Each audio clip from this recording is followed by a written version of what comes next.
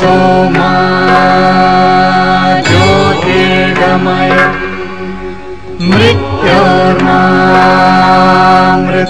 गमय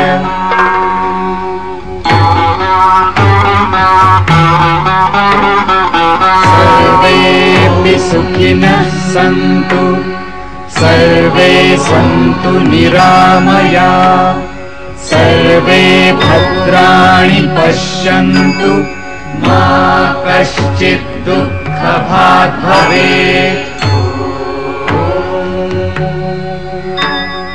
द्यौः शान्तिः शान्तिः अन्तरिक्ष शान्तिः शान्तिः पृथिवी शान्तिः शान्तिः आपः शान्तिः शान्तिः ओषधयः शान्तिः शान्तिः वनस्पतयः शान्तिः शान्तिः विश्वे देवाः शान्तिः कामः शान्तिः शान्तिः क्रोधः शान्तिः शान्तिः ब्रह्म शान्तिः शान्तिः सर्वः शान्तिः शान्तिः शान्तिरेव शान्तिः शान्तिः सामः शान्तिरेधि यतो यत समीहसे ततो नु